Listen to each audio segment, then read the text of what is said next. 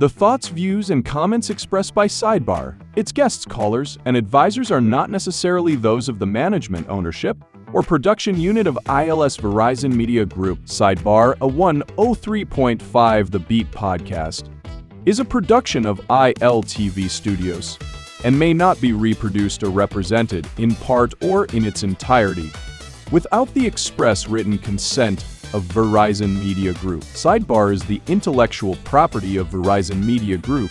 Copyright 2024. All rights reserved.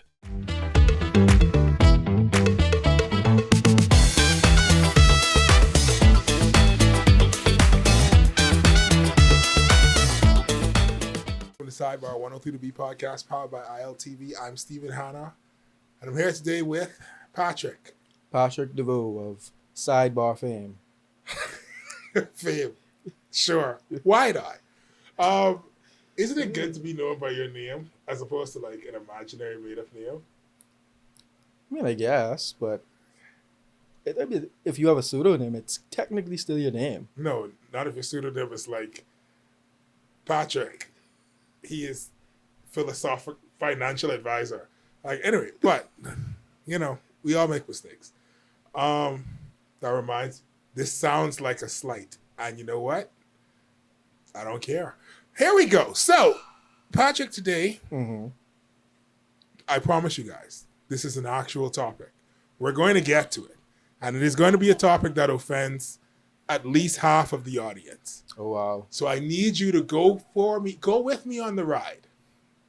Patrick is here so that I don't go full Steven. And I've gotten calls where it's like, oh, what are you talking about? Why are you ranting about corn? Because corn is important.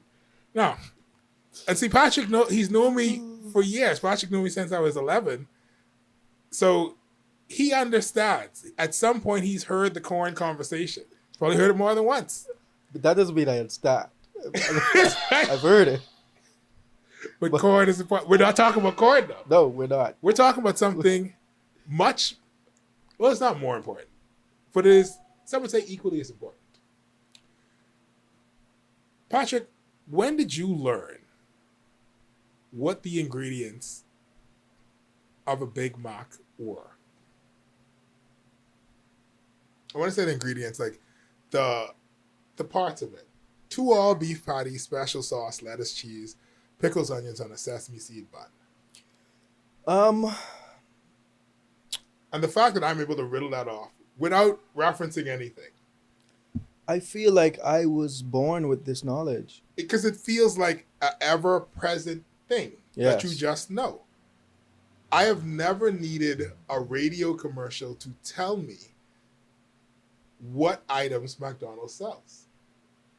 Yep. McDonald's may have newspaper ads. They used to have TV ads. I have not seen a TV ad for McDonald's in millennia. Yeah, since I stopped watching TV. Yeah, but at the same time, I know that they sell the Big Mac. They sell the Filet-O-Fish. I know they sell a chicken sandwich of some sort. They sell a quarter pounder with cheese. They sell regular cheeseburgers. They also sell chicken nuggets. I don't need anybody to tell me that. Right. I know that. Yes. I know that they got the baked apple pie. Baked, not fried. I don't need, I'm just saying, these are things that I just know. How do I know these things? How do you know these things? Patrick, this is a theory that I've been trying to get everybody on board with for a very long time. In part because I thought that it would benefit some people. In another part, it's because I want people to be aware of what is happening. I'm going to call it the McDonald's effect. Now, as I don't have a master's degree, I don't have a doctorate degree. I've done no official research of this. But I know that everybody knows what Coke is and Coca-Cola. Yes, please. Right? Everybody knows Coca-Cola is, and everybody knows what McDonald's is. And it is because McDonald's was so heavily advertised at one point in time by America. And American television and American cultural influence was so strong that you don't need to advertise McDonald's in certain markets, because just by consuming American media, you already know Mickey D's. I've never heard a Bahamian call McDonald's Mickey D's, but I know what Mickey D's means. Right. Oddly enough, I've never heard an American say Mickey D's in person, but I've heard it a million times. Yeah. On television, in movies, in songs. The fact that McDonald's, the joke on Coming to America, makes sense to me as a Bahamian when I've never seen such a thing happen, is because the imagery, the trademark, the copyright, the commercials, the influence of America and McDonald's is so strong and prevalent that I get the joke. Yes. Even though that is not my culture. Yes. This week, washing dishes. Next week is the fries. When you think of garbage, think of me. Akeem, that's unrelated. Yes. That's more to do. I was going to say that, but... But you get it. You know what McDonald's is. And now this is a thing that when we went to college, that's now a university. Mm-hmm. I love that. They would classify this as cultural hegemony. This is so powerful a force that basically this is what decides everything, right?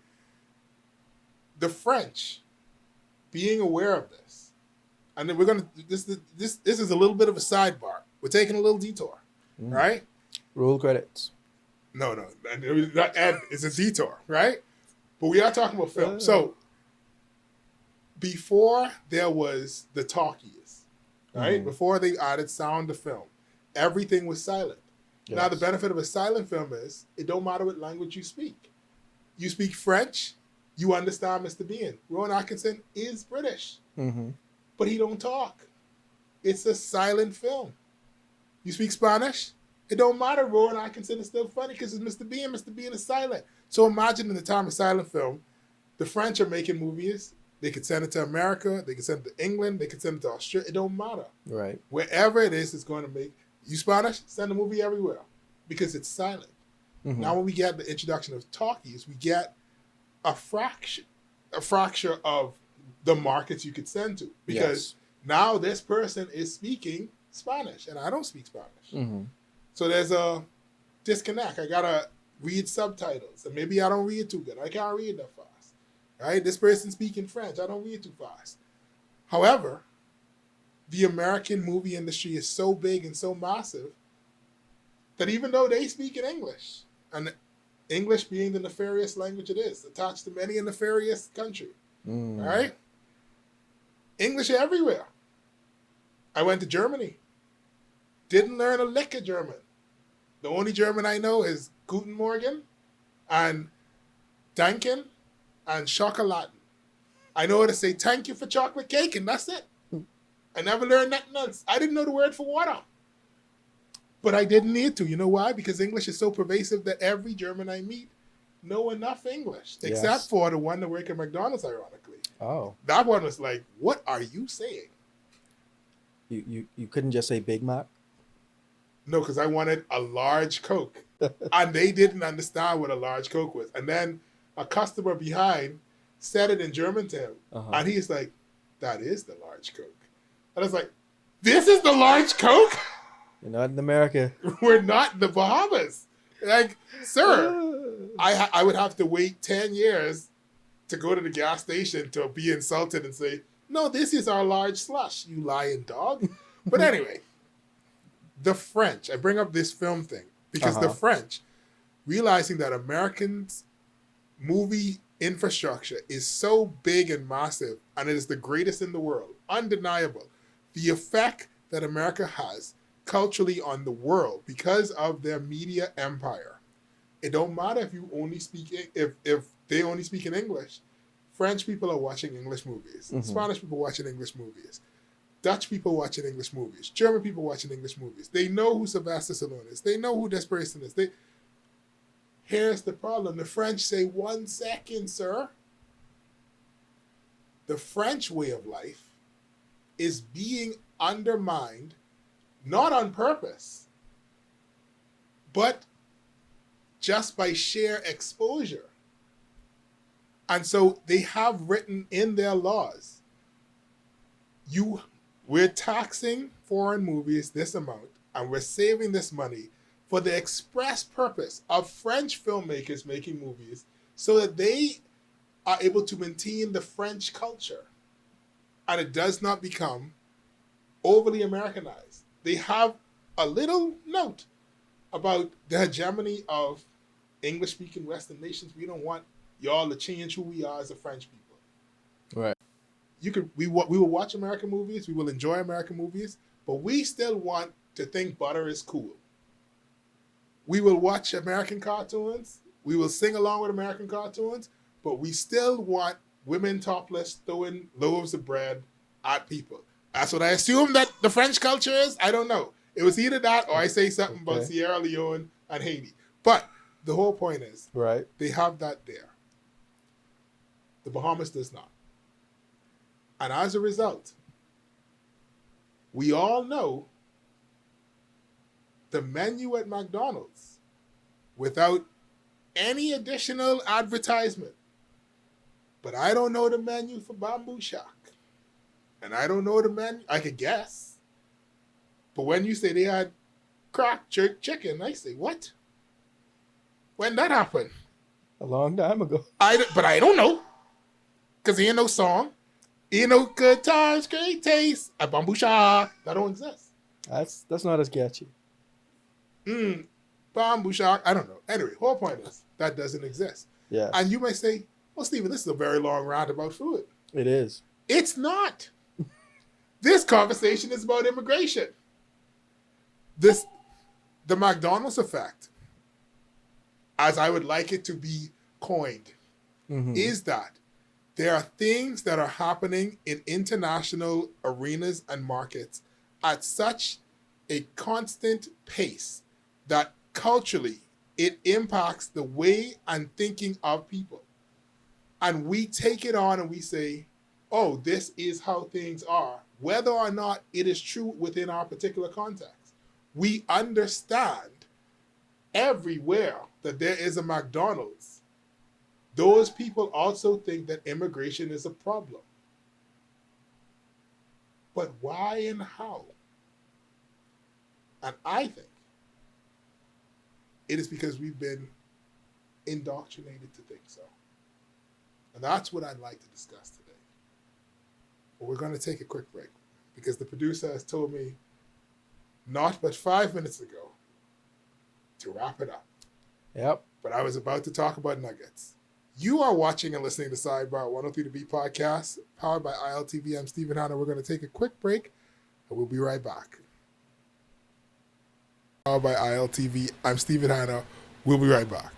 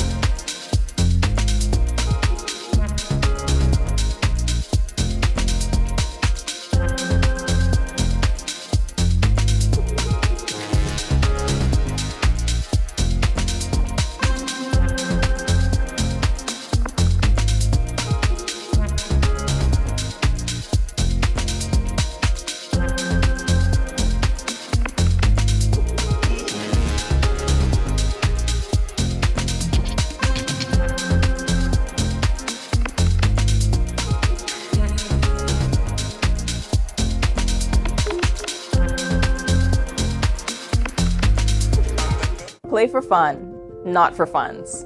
In the Bahamas, we play hard, but we live smart. We love a little competition. A little excitement, a little thrill. And at Idle Luck, gaming is all about entertainment. Shared moments, celebrating the wins, and enjoying the experience. The key is simple. Play for fun, not for funds. When you set a budget before you start, And know your limits, you stay in control. And when you're in control, the game stays what it's meant to be. Fun. so play for fun, not for funds. Must be 18 and over. Island Luck reminds you that it's only a game, so please game responsibly. Wealth should not only belong to a select few. At InvestStar, we believe the door should be open to everyone. We provide options for planning a better future.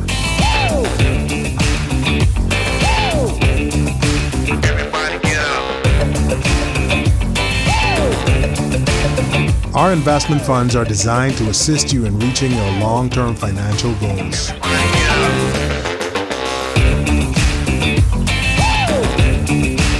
Let us show you how.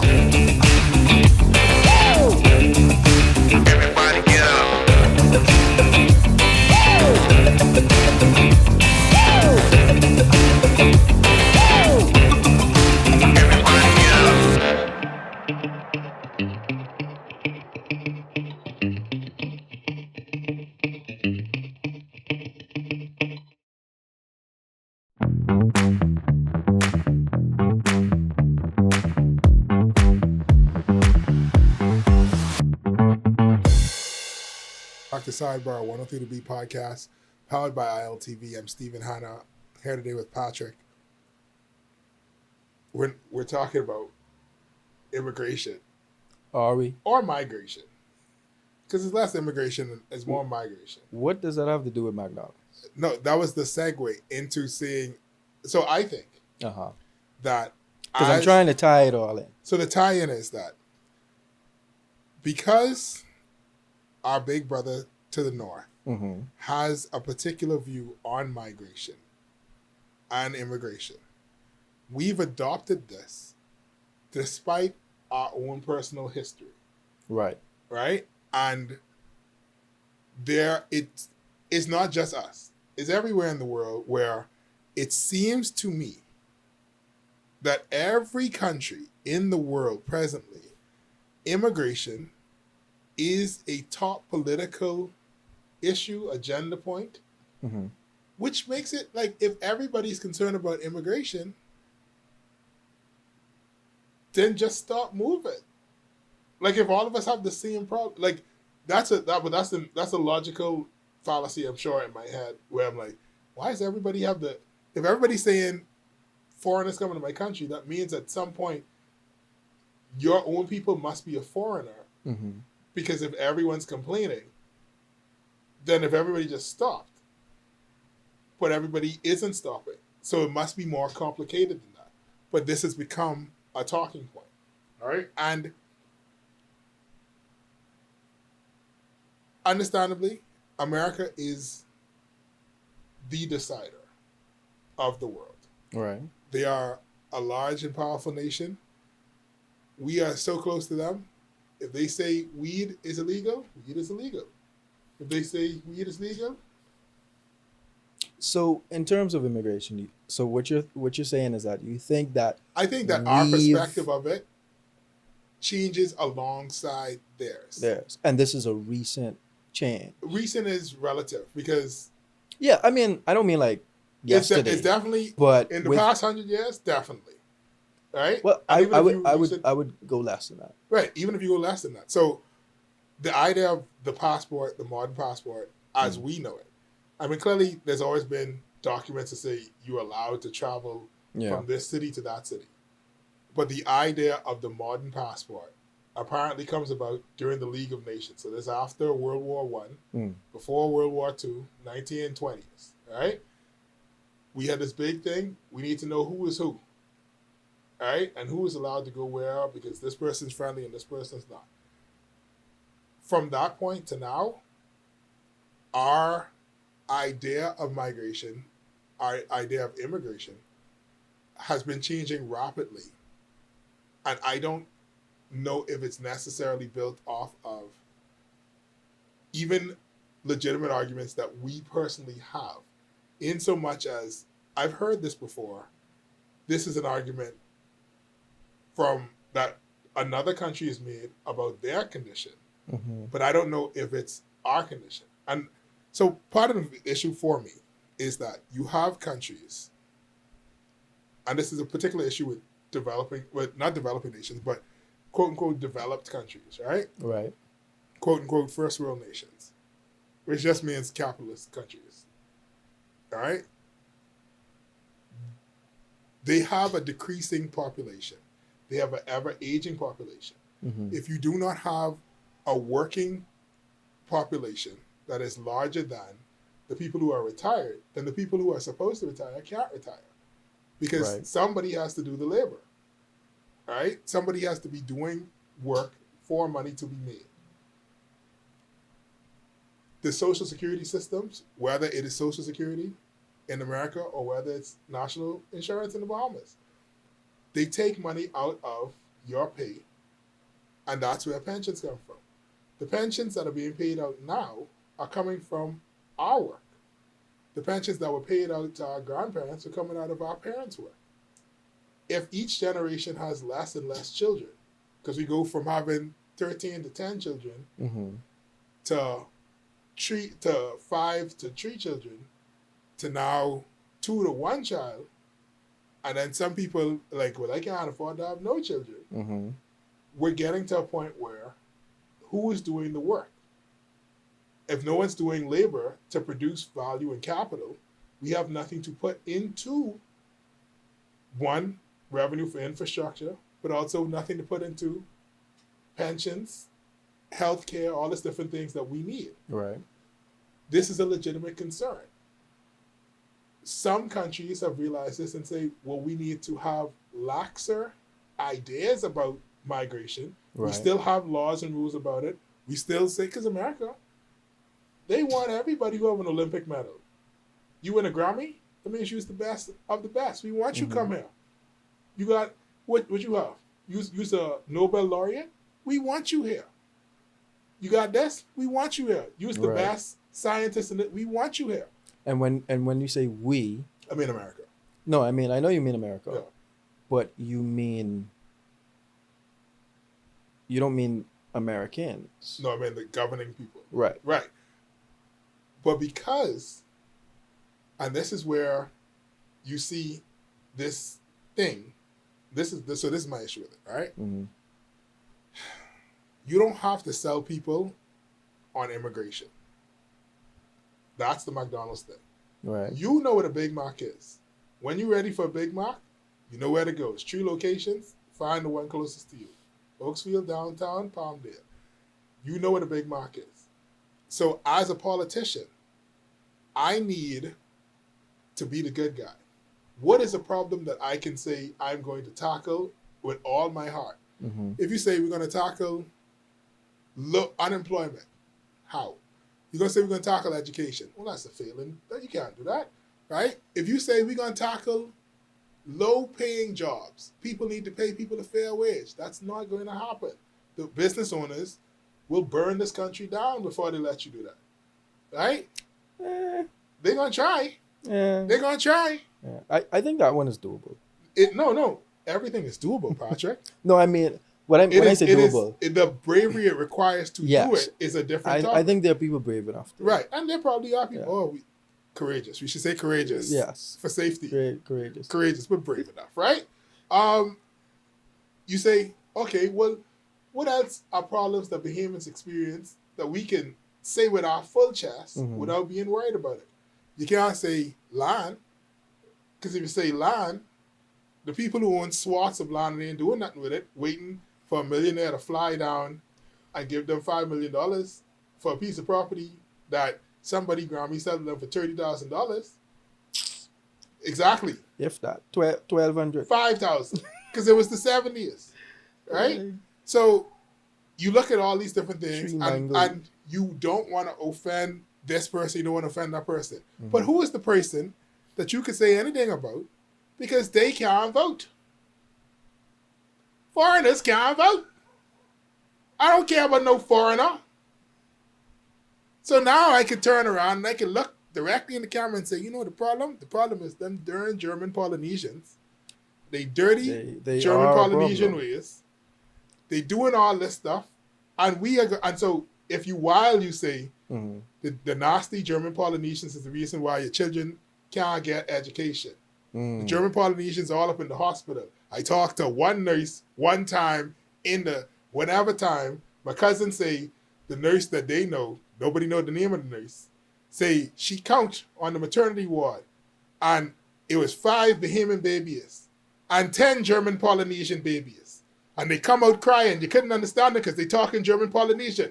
The baby is speaking German Polynesian.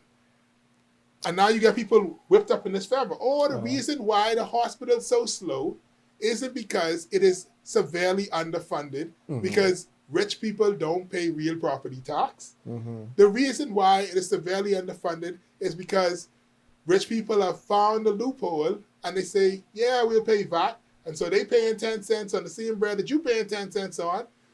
If they paying that, because sometimes they got a yacht and they bringing in the bread for free, they ain't paying, capital gains tax. Because that's the thing, they want us to trick you too. They say, they don't mind us talking about income tax. And you know why they don't mind us talking about income tax? Because they don't got no income. They own the company. They don't work for the company. They don't pay. They don't get no income. They own the company. So they don't need to get paid. They don't get a salary. You got to charge them capital gains. Guys, you got to get ahead of the game while the game is there to be get ahead of. But all that aside, none of that matter. No. The German Polynesians, that's the real problem. That's why the hospital is the state it in, not the underfunding. Schools are in the state they're in because of the German Polynesians. Right. Not because they're underfunded. The roads, German Polynesians.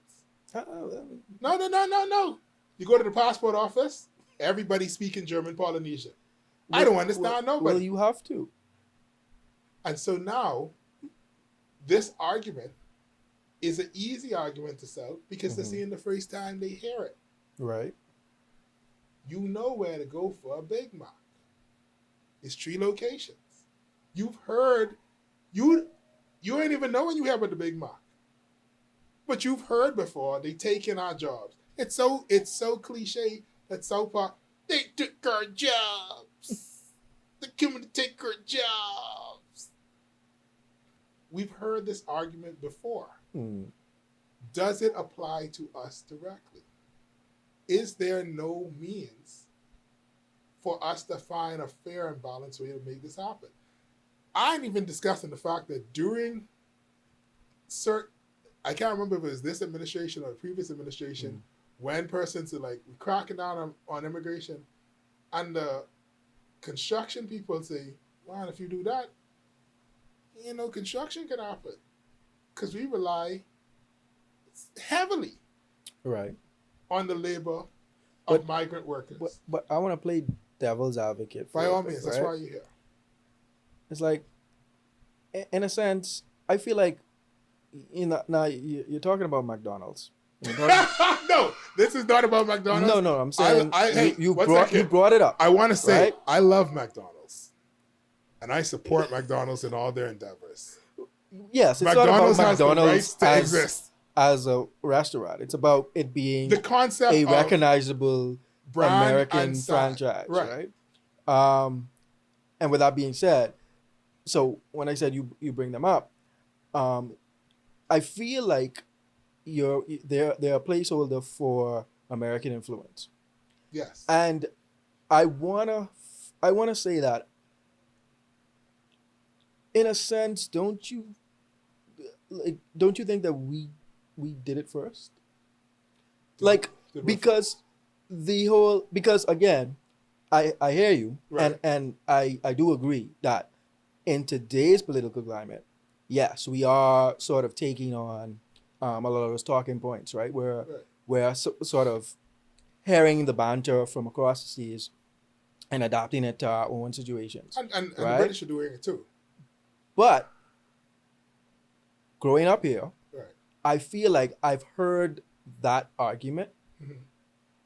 Oh no, it's existed for a very long time. Long before I heard it over there. Because I feel like America always felt like the place you go, right? It was always because remember the whole thing was always the German Polynesians ain't really trying to be here. Right. The German Polynesians trying to go there, right, trying to go there. And you never really heard Americans say, we don't want them. I mean, we know that their issue was racism. Right. But it wasn't necessarily, well, we don't want these people here. Because they didn't mind the Cubans. Right. Because it was like, hey, yes, come here. We're the land of the rich and free. We have all the wealth and whatever. Of course, everybody wants to come here. It's almost like they expected it and they encouraged it because it was like, we're America. Why wouldn't you want to live here? And so here's right. Okay, go ahead. So that's what I'm saying. Like, so for me, that's the reason why I said I feel like it was recent because there were different presidents in the different administrations, and the Democrats, in a sense, now were always a bit more, at least even if they try to create that illusion, right, we were a bit more open and accepting. Yeah. But now, like I said, recently, McDonald's used to sell salads. Right? That's my answer to that. You now hear this rhetoric more and more, and now it's becoming a problem in America. So they say that, they're against it. But I feel like before it was almost like, so this is the place. Recently, right, I realized that I say that McDonald's used to sell salads, and McDonald's salads wasn't bad. They were good. They were good. You know what? I remember those. Right? But they don't sell salads no more. And they've always sold Big Macs. Yes. I say that to say, while it is tempting to be like, American politics is this party is this way and this other party, understand, there have always been scapegoats. And you could go trace it back if you want to start at Reagan, if you want to start at Nixon, if you want to start wherever you want to start, straight down, everybody keeps adjusting the bar to the point that we are now at, right? I dare say the influence has always been there. And of course, because we're so close to them. Yeah, for sure. It's understandable. It's like if we want to have pre-clearance, if we want to have the ability to move freely or as free as we do, because we don't want the people going on police racket, right? Yeah. Ain't nobody else going on police racket. That's a benefit that we have. You want to maintain the benefit, then you got to adjust to their rules. There are things that started off as maybe this is the right thing to do. Maybe this is in good faith. Because if you go back to like a Bill Clinton era, he's the one who brought about the policy that if you break the law, that impacts whether or not you can come back to the United States. Right. That's something that we didn't adopt over here until... No, we did adopt that, right? We did. Yeah, right? But then I want to say during the Minutes administration. But then the law that you broke was coming to the Bahamas illegally, which would then lock you out of coming to the Bahamas. Right, exactly. Right. So there were these things where it's like, on one hand, it makes sense. If somebody is a serial killer from another country, why wouldn't you say, hey, not you? Other people come, but you need to stay wherever you is. That makes sense. Yes. But now when you say, if you break the law, and the law that they break is they jaywalk, or they drive too fast. But see, the issue is, Stephen, that everyone's a serial killer.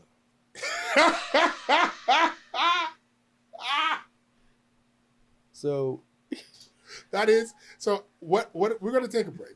But I want to talk about the historical context of where the Bahamas comes from, where we came from, how migration worked for a very long time, and where we possibly can go to.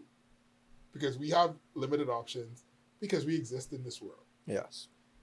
So that's what we're going to talk about when we come back from the break. You are watching and listening to Sidebar 103 The Beat podcast, powered by ILTV. I'm Stephen Hanna. We'll be right back.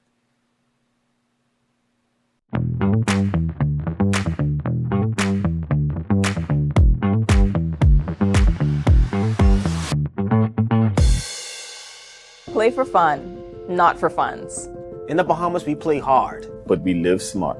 We love a little competition. a little excitement, a little thrill. And at Island Luck, gaming is all about entertainment. Shared moments, celebrating the wins, and enjoying the experience. The key is simple. Play for fun, not for funds. When you set a budget before you start, And know your limits, you stay in control. And when you're in control, the game stays what it's meant to be. Fun. so play for fun, not for funds. Must be 18 and over. Island Luck reminds you that it's only a game, so please game responsibly. Welcome to Paradise Premium Foods, where exceptional taste meets everyday convenience. Right in the heart of Hurricane Hole Plaza, whether you're planning a beachside brunch, an intimate dinner, or simply restocking your favorites, we offer only the finest selection of local and imported goods, handpicked for quality, freshness, and flavor. At Paradise Premium Foods, shopping is effortless, service is personal, and every visit feels like a treat. From gourmet meals to go to organic essentials and indulgent treats, this is your neighborhood market elevated. Live well, eat better. Discover Paradise Premium Foods, now open at Hurricane Hole Plaza, Paradise Island. Paradise Premium Foods, taste the difference.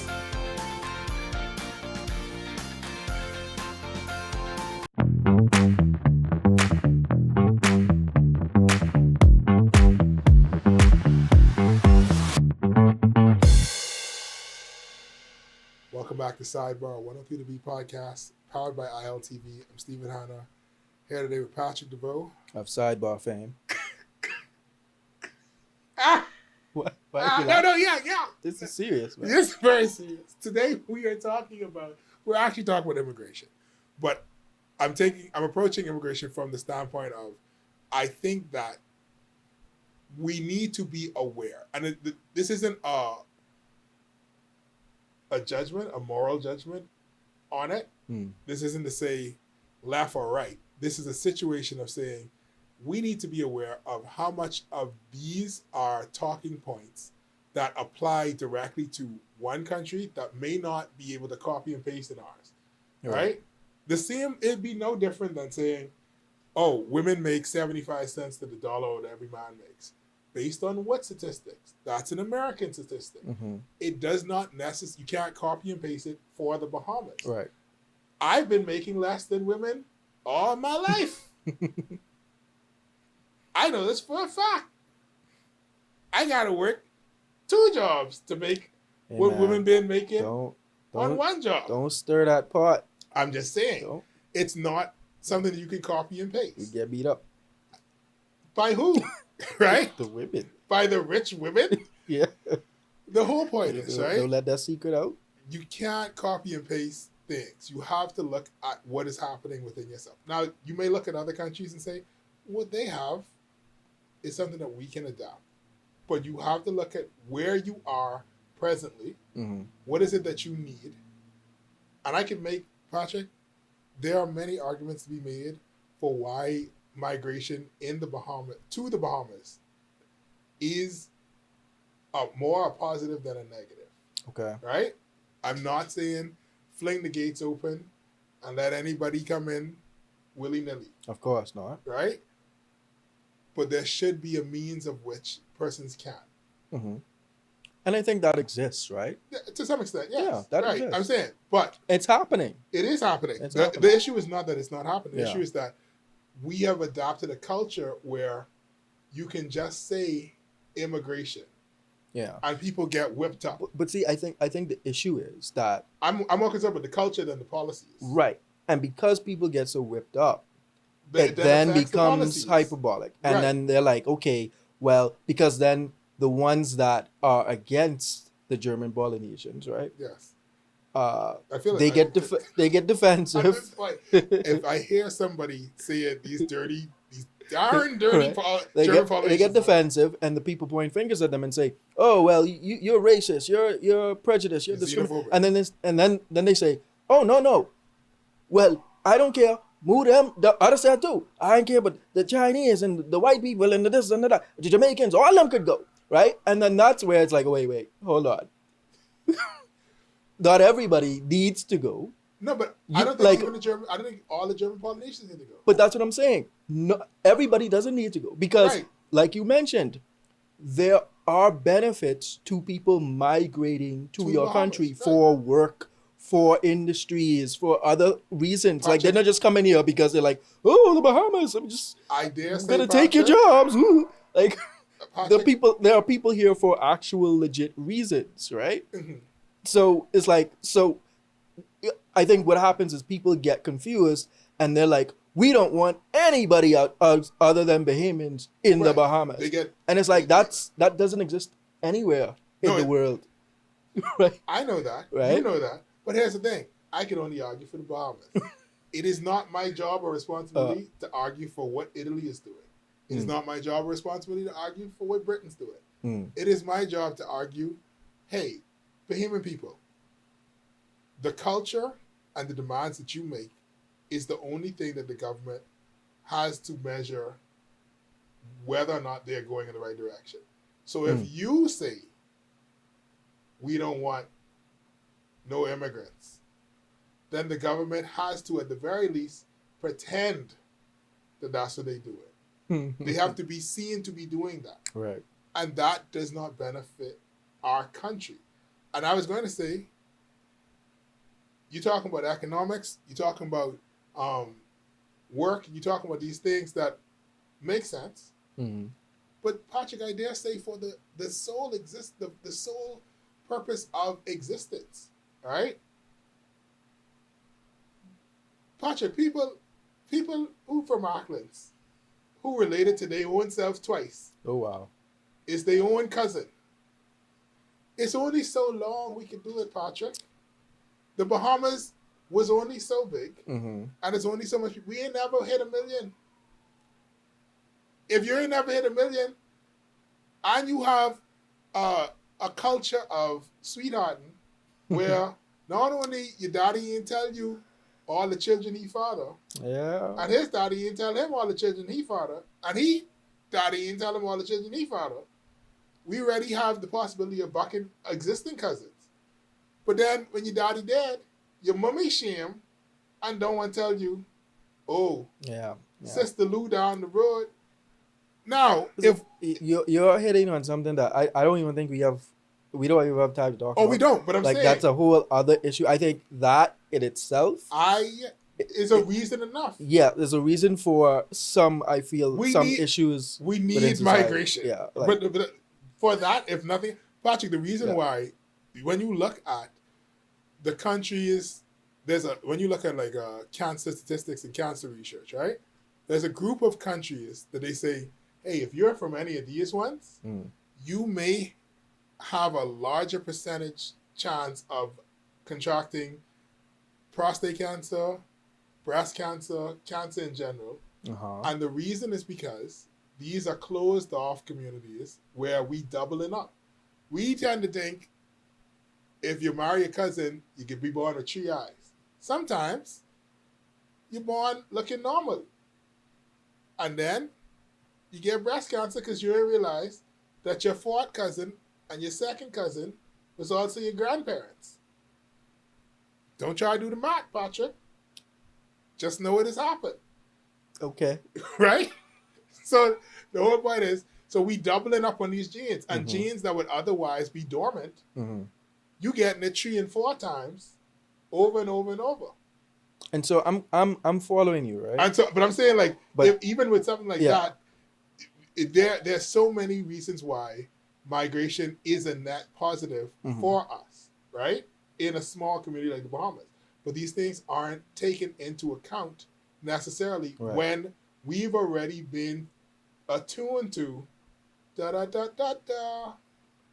no German Polynesians. We already know the Big Mac song. Right. And so it's so easy to fall into that. But what I'm challenging is,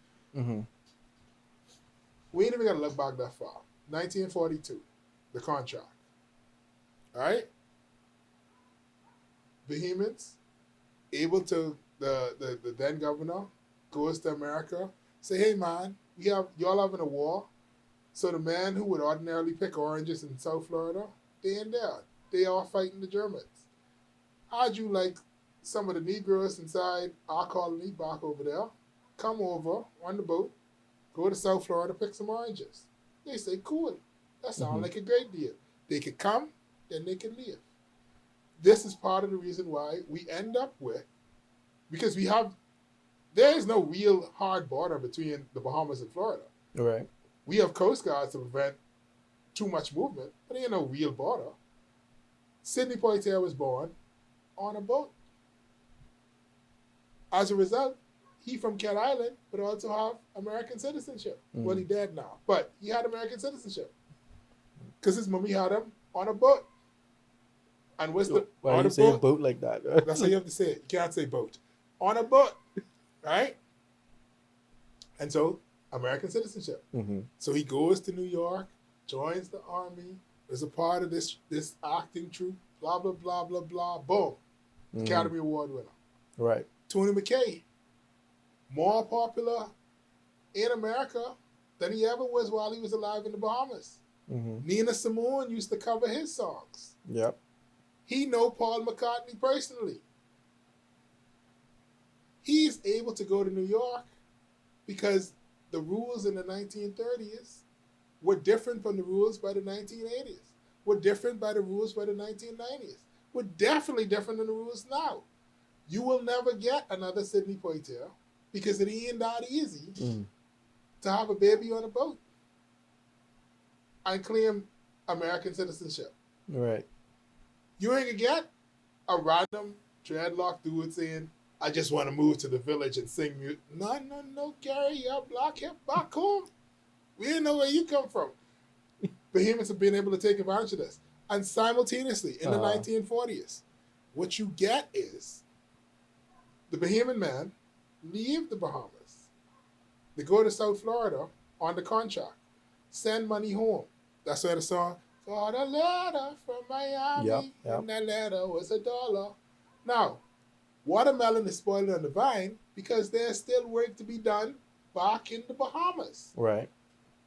In Abaco, they have a vibrant lumber industry going on at this time. Who are the people that are seasonal migrants that come from the South and do that labor for 2 to 3 months and then leave back and forth? The German Polynesians, the Haitians. At this point, I feel we have to say Haitians. All right? Sure. They was able to move freely among these islands because the labor was valued. Right. And there was, at this point in the world, the idea of foreigners bad had not taken as such a strong hold. Because if we look at even the American propaganda at this time, there's a warning against assuming that every foreigner is evil, even if they are German, even if they talk funny, even if they look different. There's a warning. Now, they didn't really like black people, but they still say, hey, it's wrong to hate somebody because they foreigners. Around the world, the idea of somebody being foreign, yeah, you different, but it wasn't as pervasive as, well, who is you and where you originally? That wasn't as pervasive as it is today, right? But now we skip forward, and nobody is talking about the Haitians coming to supplement labor in the Bahamas while we supplement labor in Florida. But you get that idea, and here's the thing: the same way in Florida, some Bahamians start a second family or a first family in Florida and never come back. Some Haitians start a second and first family and never gone back too. These things happen. And now they are a part of the community. Yes. We got plenty of people who don't have British surnames all over the place. Indeed. But some of them don't like German Polynesians either, which is the most Bahamian thing you could do. Well, yeah. I dare say it is okay to know the theme song. It's okay to know the menu. What I want you to do is be aware of when you learned it. You know my favorite McDonald's commercial, because I got to bring it home.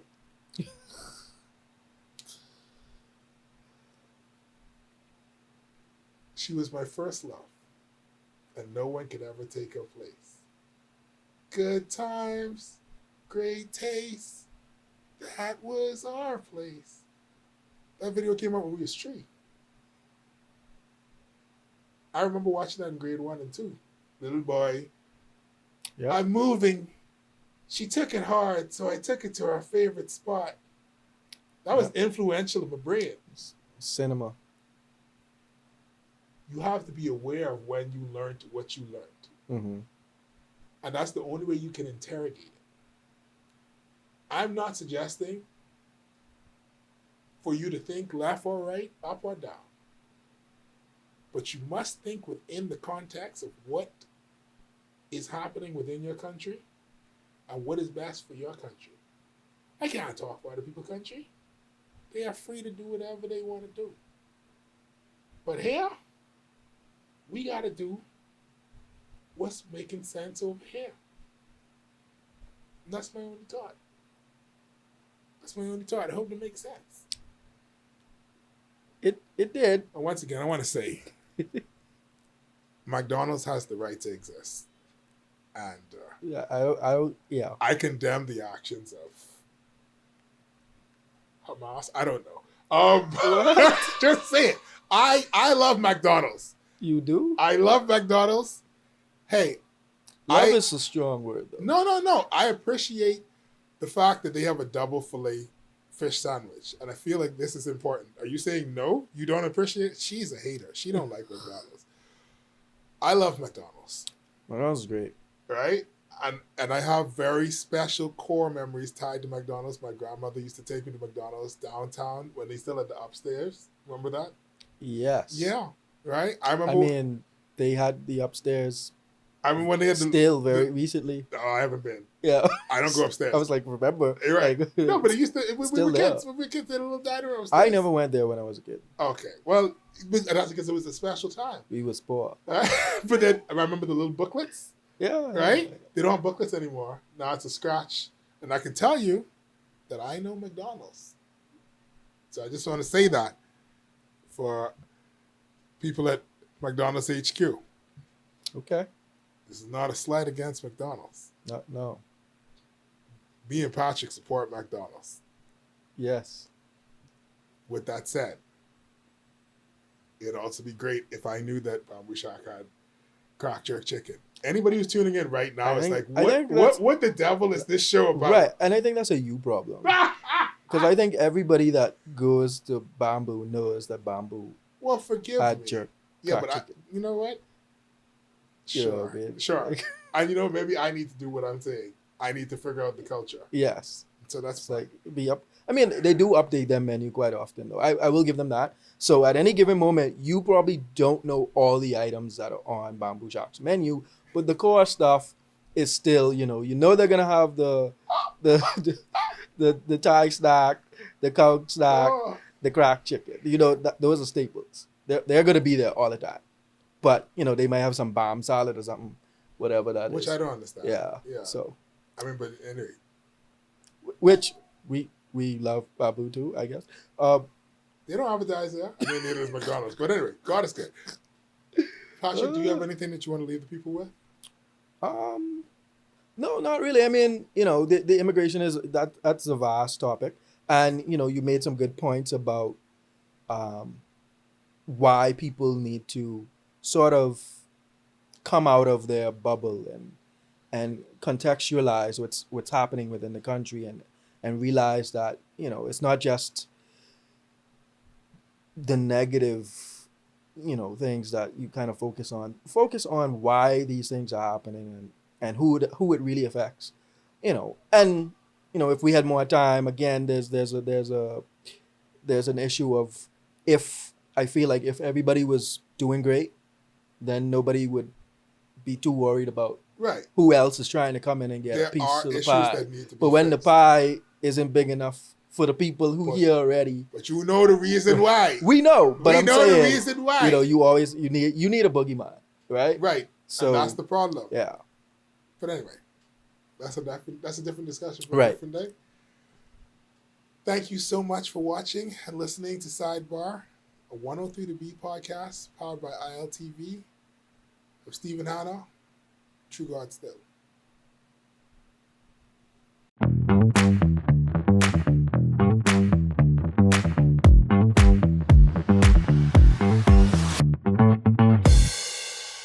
So you want a space, but not just any space. You need something with a little more potential. So how about 1,000 square feet of room to play with? Superb audio and video production capability, digital LED wall, full lighting grid, and about 124 seats to accommodate a full studio audience with so many other features. Make us your home for your next concert, conference, and so much more. Honestly, the possibilities are endless. Here at ILTV Studios, we'd love to bring your next event to life. So what do you say? Do you want our space?